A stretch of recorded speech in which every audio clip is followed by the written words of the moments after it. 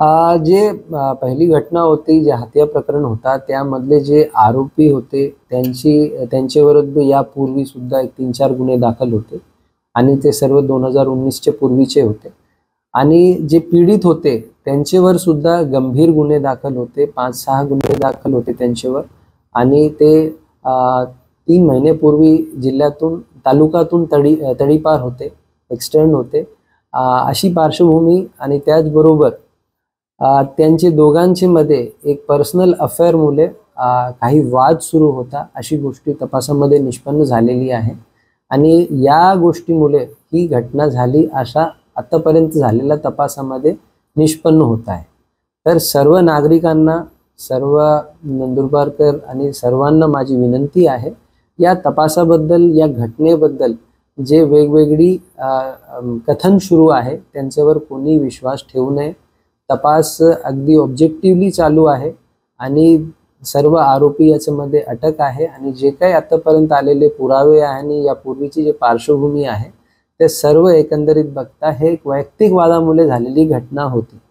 आणि आरोपीला जेवढा लवकर त्यांना सजा होईल त्या रीतीने तपास जलद गतीने सुरू आहे आणि पोलीस प्रशासनाचा पूर्ण प्रयत्न आहे की यामध्ये नक्की आरोपींना कडक सजा व्हावा.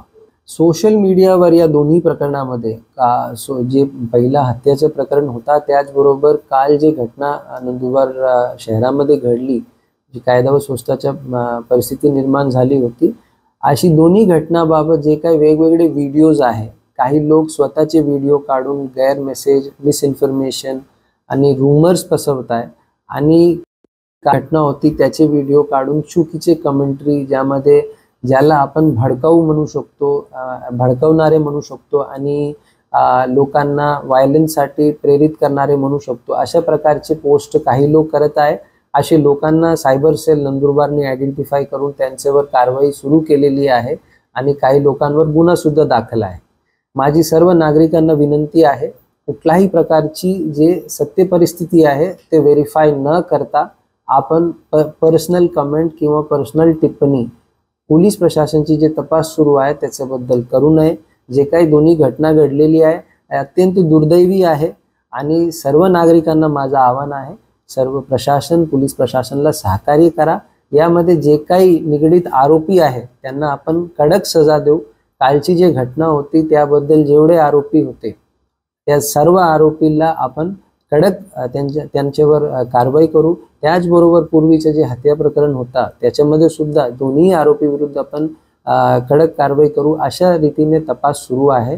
हे सर्व चालू असताना नागरिक आणि सर्व जे काही आपले जिल्ह्याचे बंधू आणि भगिनी आहे ते सोशल मीडियावर गैरजबाबदार पोस्ट करू नये.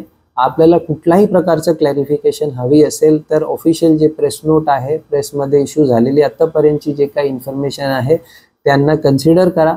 आणि त्या व्यतिरिक्त जर आपल्याला कुठल्याही प्रकारचं क्लॅरिफिकेशन असेल तर आपण नक्की नजीकचे पोलीस स्टेशनला संपर्क साधू शकतात आणि नियंत्रण कक्षाला संपर्क साधू शकतात.